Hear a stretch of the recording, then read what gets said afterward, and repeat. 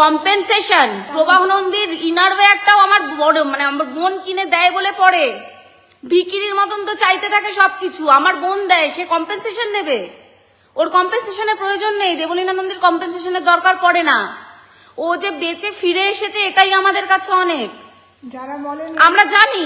এরপরেও আমি আমার বোনকে আজকে সকালেও জিজ্ঞাসা করেছি, বলেছি, এবং ও এখনো বলেছে আমি প্রবাহকে খুব ভালোবাসি। ও যদি এখনো আসে, ও যদি এখনো বলে ভুল হয়ে গেছে, কেমন আছো, আমি তোমায় খুব ভালোবাসি, ও চলে যাবে। আমরাও জানি ও চলে যাবে, যার জন্য আমরা ওর এগেনস্টে কোনো রকম কোনো স্টেপও নিইনি। ট্যাবলেট খায় আমার বোন ৭৮ খানা ট্যাবলেট খেয়েছে, যেটা আমার কাছে উইথ প্রুফ প্রেসক্রিপশন রয়েছে, যেটা ওর লাস্ট নার্সিংহোম থেকে আমাদেরকে দেওয়া হয়েছে, আমাদের কাছে সেই সমস্ত রিপোর্টস রয়েছে। থার্ড জিনিস, অনেকে বলছে দুতরফা জানা উচিত। হ্যাঁ, ডেফিনেটলি আপনারা দুতরফা জানতেই পারেন, কিন্তু আমরা যারা খুব কাছের মানুষ, আমরা যারা ওর ঘরের মানুষ, ওর বন্ধুরা যারা অনেকেই রয়েছে, অনেকের কাছে বহু ঘটনা, 1 বছর 1.5 বছরের ঘটনা কখনো 10 মিনিটে বা 5 মিনিটে বলা সম্ভব নয়। আমাদের কাছে উইথ প্রুফ অনেক কিছু রয়েছে যেগুলো আমরা প্রমাণ করতে পারি যে আমার বোন নির্যাতিত ছিল কিনা মানসিকভাবে, তো সেটা আমি প্রমাণ করতে পারবো। আমার বোনের কোনো ভুল ছিল কি ছিল না। হ্যাঁ, একটা বাড়িতে যখন হাঁড়ি কলসি থাকে ডেফিনেটলি সেখানে ঠোকাঠুকি লাগে, সেটা নিয়ে আমরা কোনো রকম কোনো উচ্চবাচ্য বলবো না। সেটা সব সংসারে অশান্তি থাকে, হাজব্যান্ড ওয়াইফে, গার্লফ্রেন্ড বয়ফ্রেন্ডে, সবার মধ্যে অশান্তি থাকে, কিন্তু তার মানে এই নয় যে আমার বোন ইন্টেনশনালি তার সাথে অশান্তি করছে বা ছেলেটা খুব টর্চার হচ্ছে, সেটা নয়। কিন্তু উপরন্তু উল্টোটা হয়েছে এবং ওকে মানসিকভাবে প্রচুর স্ট্রেস দেওয়া হয়েছে। এর আগেও বহু ঘটনা ঘটেছে যেগুলো আমরা মানে আমি অনেকদিন ধরেই ওকে বলেছি যে সবাইকে জানা, সবার জানা দরকার। আজকে যেগুলো করছিস, মানে আজকে যেগুলো পাবলিকালি এগুলো বলছিস না এবং পাবলিক যেগুলো জানতে পারছে না, পরবর্তীকালে এই জিনিসটা যখন মানুষের সামনে ফ্ল্যাশ হবে তখন মানুষ কিন্তু তোরই ভুল দেখবে। আমি ওটা অনেক দিন ওকে বলেছি যে তুই লোককে জানাতে শুরু কর, তুই লোককে জানা, তুই যেভাবে টর্চার্ড হচ্ছিস, যেভাবে তোর প্রবলেম হচ্ছে, যেই সমস্যাগুলো তোকে ফেস করতে হচ্ছে, আমরা রোজ দেখতে পাচ্ছি, সেই সমস্যাগুলোকে মানে বল, মানুষকে বল। তো ও বলতো না, চুপ করে থাকতো। আমি বলতাম লাইভে এসে এত ভালো মানুষই দেখাস না, যেটা সত্যি সেটাকে তুলে ধর মানুষের সামনে। লোকে ভাবছে ওরা পজিটিভ, কিন্তু যখন ইন ফিউচার আমরা জানতাম প্রথম থেকেই এই সমস্যা একদিন অ্যারাইজ করবে, কারণ এর আগেও হয়েছে। এবং আমি তখনও বলেছি, 1 তারিখেও আমি বলেছি, তুই যেভাবে দেখাচ্ছিস, যেভাবে রিপ্রেজেন্ট করছিস, ওরা হিরো হয়ে যাচ্ছে, তুই ভিলেন হয়ে যাবি। এরপরে যখন তোর সাথে কোনো সমস্যা হবে তুই ভিলেন হয়ে যাবি। বসে নেই, ক্রাইসিস আমি সামলাচ্ছি, সবকিছু আমি হ্যান্ডেল করছি, আমার মা হ্যান্ডেল করছে, সাফার করছে, আর বোনের ওপর তো যা যাচ্ছে যাচ্ছে। এগুলোকে যদি লেকচার মনে হয়, এগুলোর জন্য যদি মনে হয় আমরা পাবলিসিটি স্টান্ট করছি, হ্যাঁ, তো তাহলে তোমাদের মানে কিছু বলার নেই। তোমাদের মেয়ে হওয়ার তোমরা যোগ্য নয়। একটা মেয়ের পাশে যারা দুঃসময় দাঁড়াতে পারে না, আর যারা এরকম বড় বড় কথা বলে, পাবলিসিটি স্টান্ট, যারা বলছেন কম্পেনসেশন প্রবাহ নন্দীর ইনারওয়্যারটাও আমার বড় মানে আমার বোন কিনে দেয় বলে পরে ভিকিরির মতন তো চাইতে থাকে সবকিছু আমার বোন দেয়, সে কম্পেনসেশন নেবে? ওর কম্পেনসেশনের প্রয়োজন নেই, দেবলীনা নন্দীর কম্পেনসেশনের দরকার পড়ে না। ও যে বেঁচে ফিরে এসেছে এটাই আমাদের কাছে অনেক। যারা বলেন আমরা জানি। এরপরেও আমি আমার বোনকে আজকে সকালেও জিজ্ঞাসা করেছি, বলেছি, এবং ও এখনো বলেছে আমি প্রবাহকে খুব ভালোবাসি। ও যদি এখনো আসে, ও যদি এখনো বলে ভুল হয়ে গেছে, কেমন আছো, আমি তোমায় খুব ভালোবাসি, ও চলে যাবে।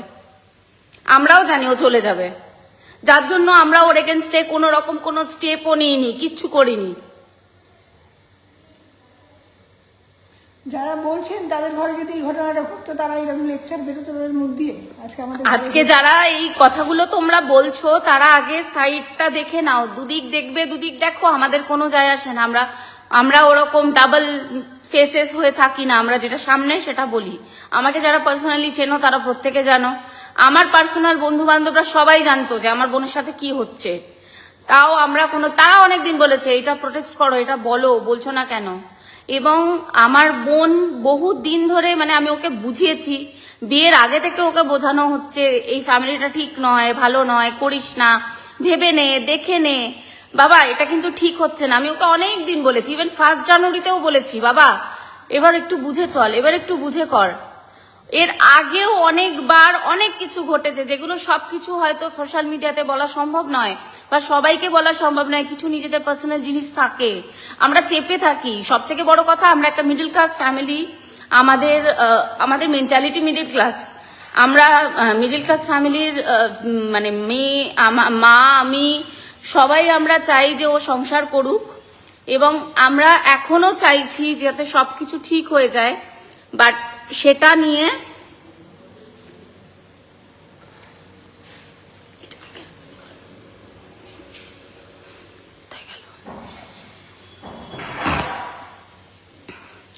তো যাই হোক, টাকা নিয়ে বিয়ে করেছে বা টাকা দিয়ে বিয়ে করেছে এরকম ব্যাপার তো নয়। টাকাই কি সব? দুটো ফ্যামিলি, টাকা সম্মান না হলে এটাই হয়, সমান না হলে এটাই হয়। আচ্ছা, প্রবলেমটা হচ্ছে দুটো ফ্যামিলি টাকা সমান না হলে এটাই হয়। যিনি কমেন্ট করেছেন, আমি জানি না আপনি কি বেসিসে কমেন্টটা করেছেন। আমার বোন কিন্তু কোনোদিন ওদেরকে কোনো ঘ্যাম দেখায় না। ওদের যেটা আছে, ওদের 1% থাকলে ওরা 100%-এর ঘ্যাম দেখায়। হ্যাঁ, এবং আমি এতদিন ধরে দেখছি প্রবাহ নন্দী এবং তার ফ্যামিলিকে, তার মা বাবা, তারা প্রত্যেকে, আচ্ছা সৌগত ঘোষ, আচ্ছা সব বানিয়ে বানিয়ে মিথ্যে কথা বলছে। আচ্ছা, বানিয়ে বানিয়ে মিথ্যে কথা বলছি। দাদা, আপনি কি ওখানে উপস্থিত ছিলেন? আপনি কি একটা বছর ধরে দেখেছেন যে প্রবাহ নন্দী কি কি করেছে? তাহলে আপনি আমাকে প্রুফ দিয়ে দেখান। আমার কাছে কিন্তু রেকর্ডিং ভিডিও আছে যে প্রবাহ নন্দী এবং তার মা বাবা কিভাবে আমার বোনকে হিউমিলিয়েট করেছে, বাড়ি থেকে বের করে দিয়েছে 6 মাস আগে। আমি গিয়ে তাকে নিয়ে এসেছি এবং তখনও ওকে বার করে বলেছিলাম ফিরে যাস না, ফিরে যাস না, ফিরে যাস না, এরপরে গেলে তুই মরে যাবি। কিন্তু ও শোনেনি। ভালোবাসা, খুব ভালোবাসি, এখনো বলে যাচ্ছে খুব ভালোবাসি, তখনও তাই। প্রবাহ একটা ফোন করে দু মাস কোনো ফোন করেনি, কন্ট্যাক্ট করেনি। আমার বোন পাগলের মতন ওকে মেসেজ করতো, কি করছো, কোথায় আছো, খেয়েছো কিনা, এটা ওটা সেটা। তারপরে বিয়ের সময়, তার মানে পুজোর সময় তাকে ওর বন্ধুরা, নার্সিং হোমটা যদি সময় মতন পাওয়া না যেত তাহলে হয়তো আমার বোনের সত্যি ছবি ঝুলতো কোথাও একটা দেয়ালে। আমাদের বাড়িতে ক্রাইসিস চলছে ক্রাইসিস। আমি আমার সংসার সবকিছু ছেড়ে দিয়ে আমি হসপিটালে বসে রয়েছি, না খেয়ে না দে। আমি কালকের থেকে বাড়ি যাইনি। আমার মা বাড়ি যায়নি, মা খাওয়া দাওয়া করেনি, আমাদের কোনো ঘুম নেই। ছেলে সঙ্গ পাচ্ছে না, সেই কারণে তার বাবা ডেকে পাঠিয়েছিল। তখন গেছিলাম, তখন আমি যখন বললাম রেজিস্ট্রি পেপারটা কি হলো, রেজিস্ট্রি সার্টিফিকেটটা কি হলো, তখন পরিষ্কার আমাকে জানানো হলো ফিঙ্গারপ্রিন্টের প্রবলেম। ওর নাকি একটা মানুষের কাজে যাচ্ছে বায়োমেট্রিক দিয়ে, রেগুলার ফিঙ্গারপ্রিন্ট মিলছে, হ্যাঁ, আর এইখানে যাচ্ছে যখন, তখন মানে রেজিস্ট্রি করতে যাচ্ছে, ফিঙ্গারপ্রিন্ট মিলছে না। আমি বললাম এটা আবার কিরকম ধরনের ফিঙ্গারপ্রিন্ট মেলেনি, মানে এটা আবার কখনো হয় নাকি একই মানুষের ফিঙ্গারপ্রিন্ট মিলছে না। তারপরে ওর বাবা বলল আমি তো চাই না রেজিস্ট্রিটা করাতে।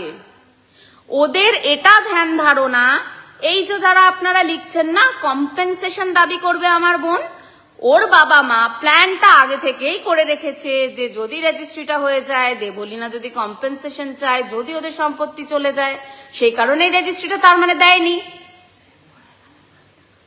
ছেড়ে মরে গেলে ছেলের যে ইন্স্যুরেন্সের টাকাগুলো রয়েছে সেগুলো তো বউ পেয়ে যাবে রেজিস্ট্রিটা যদি হয়ে যায়।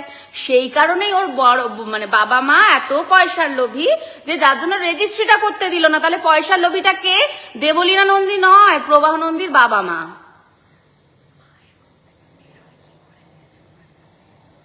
মায়ের মুখ থেকে বলছে ছেলে মরে গেলে টাকাটা কে পাবে, তুমি পেলে তো লাভ নেই, এরকম ধরনের কথাবার্তা বেরোয়। ওর মা এই ধরনের কথাবার্তা বলে। একটা মা কি করে তার ছেলে মেয়ের মৃত্যু কামনা করে, আমি প্রবাহ নন্দীর মাকে দেখে শিখলাম যে ওই মিষ্টি মুখের পেছনে কি সুন্দর মহিলাটি থাকেন।